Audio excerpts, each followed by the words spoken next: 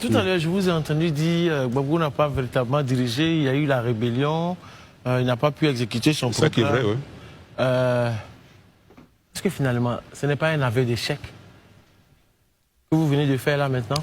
Parce que quand on sait que vous-même vous êtes député, et que quand le président, il est élu président, il prête serment pour dire je jure solennellement de protéger la Constitution, de protéger les Ivoiriens. Est-ce que quelque part, M. Gbagbo n'a pas échoué à protéger la Côte d'Ivoire et à protéger les Ivoiriens? Est-ce que ce n'est pas cet échec-là qui est à la base de tout cela, finalement? Est-ce que les Ivoiriens doivent lui faire confiance quand il n'a pas été capable de protéger les Ivoiriens et la Constitution? Il va répondre, Daouda. Il va répondre. Daouda, vous voyez, il y a des choses qu'on ne dit pas. Vous voyez, Laurent Gbagbo, vous voulez qu'on entre dans l'histoire de la Côte d'Ivoire, on va y aller. On va y aller. Allons-y. Quand on dit qu'il a échoué, Gbagbo, il a fait un programme de refondation pour la Côte d'Ivoire. Il n'a pas fait un programme de rébellion, de la guerre. Sécurité est un point essentiel de la gouvernance. On va l'écouter. Oui, de rébellion. Si des gens en viennent à le déstabiliser avec des moyens qui viennent d'ailleurs, avec des hommes qui viennent d'ailleurs, avec des pouvoirs de monde qui viennent d'ailleurs, Gbagbo, il n'a que les moyens de la Côte d'Ivoire. Et quand vous dites ça, je sais que vous ne le direz pas en dehors d'ici, mais vous le dites parce qu'on est sur un plateau. Parce que Laurent Gbagbo, il a fait ce qu'il pouvait pour que la Côte d'Ivoire soit en paix.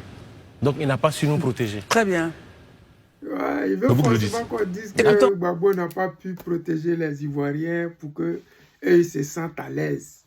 Mais je voulais vous prendre un exemple. Vous pensez que Assimi Goïta et les gens de l'AES, là, ils ne font rien pour protéger leurs ressortissants de l'AES? Mais il n'y a pas plus longtemps que ça, 2 jours comme ça passé, tous les camions qui étaient censés creuser l'or, faire sortir la terre, faire sortir les minéraux des terres, tout ça. Les djihadistes, là, ils ont mis feu dans tout ça, là. Donc, vous pensez que Assimi, là, il fait rien? Mais je pense bien que le gars, il est au pouvoir depuis combien de temps? Il fait mains et pieds pour chasser ces rebelles-là. Moi qui suis ici, là, à Boisflé, il n'y a pas usine de fabrication d'armes ni de bombes. Mais les djihadistes, là, ils ont les armes. Ils ont des bombes. Les gens disent artisanal ou bien je ne sais pas. Mais la réalité, ils ont ça. Il n'y a pas d'école. En Afrique, là, ce qu'on nous donne facilement, là, c'est le Coran et puis c'est la Bible. C'est les seules choses qu'on partage gratuitement en Afrique et surtout dans nos différents villages qu'on sort. Vous n'allez jamais voir un livre chimique ou un livre de fabrication de bombes ou bien de kalachnikov traduit dans nos langues et distribué à nos parents. Parce que ça, là, ça va leur apporter la connaissance. Ceux qui se cachent derrière, ceux qui se sont cachés derrière pour déstabiliser le président Laurent Gbagbo, ce n'est pas seulement Soro Guillaume et Alassane Draman Ouattara. Il y avait le Burkina, il y avait tout l'AES, il y avait la France et l'Union européenne, il y avait les États-Unis. Parce que l'ONU était dans cette rébellion-là. Donc, dire que le président Laurent Gbagbo n'a pas pu protéger la Côte d'Ivoire, c'est dire que Assimi Goïta et l'AES ou Traoré Ibrahim et le Burkina Faso, ils ont échoué à protéger les Burkinabés. Alors que je sais très bien, vous savez très bien, quand le camarade président du Burkina Faso, Traoré Ibrahim, quand il dort, sa seule pensée, c'est de voir un Burkina uni du nord au sud, de l'est à l'ouest. Un Burkina où les enfants vont à l'école matin, midi, soir. Un Burkina où des Burkinabés travaillent et mangent à leur faim. Quel est ce président qui ne veut pas le bien-être de son peuple, à part Draman Ouattara et peut-être Paul Biya?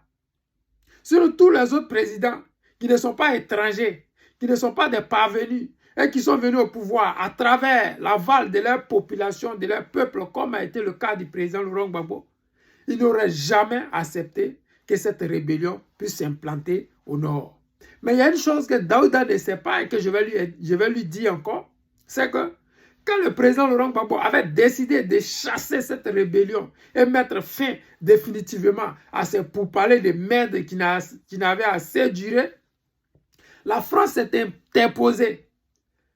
Ces mêmes rebelles que vous voyez là, ils étaient en train de fuir vers le Burkina. Et la France a commencé à attaquer la Côte d'Ivoire. Vous étiez en Côte d'Ivoire, vous avez vu ça. La France est rentrée en guerre contre la Côte d'Ivoire. Comment est-ce qu'on peut protéger son pays quand des forces étrangères censées vous protéger, apporter leur aide à chasser les rebelles, sont ceux-là même qui sont les rebelles et qui vous combattent?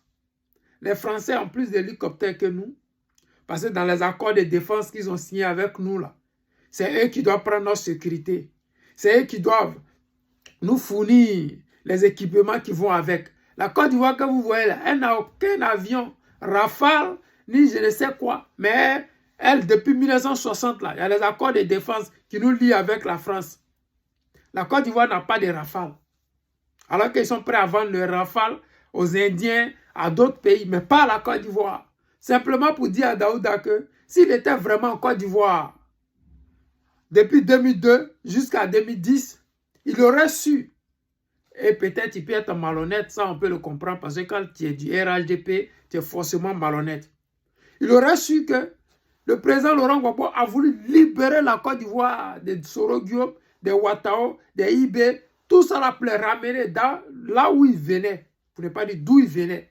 Le Burkina Faso, qui était la base arrière à l'époque de cette rébellion. La France s'est interposée.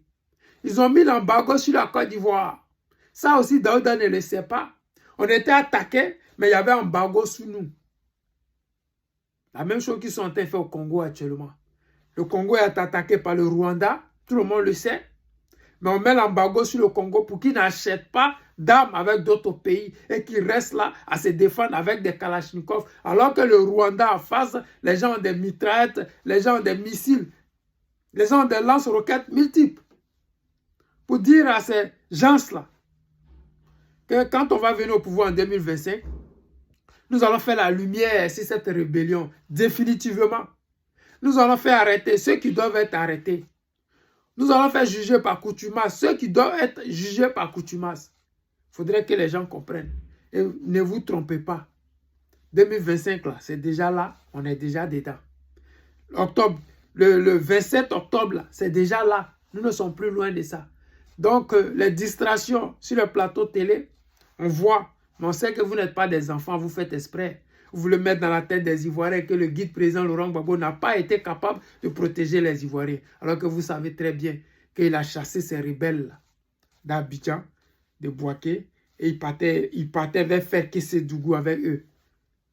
Et la France a dit non. Si on perd cette rébellion-là, on aura perdu la Côte d'Ivoire définitivement. C'est pour cela qu'il faut mains et pieds pour que le président Laurent Gbagbo ne soit pas candidat et ne revienne plus au pouvoir. Parce qu'il y a beaucoup de comptes à régler. Ce qu'ils ont fait à Donald Trump aux États-Unis, c'est ça qu'ils sont en train de faire au président Laurent Gbagbo. Mais ça va les étonner. Ça va vraiment les étonner. Les amis, c'était le président Lota, l'ami des dirigeants qui se respectent. Je vous aime et je vous dis à tout à l'heure.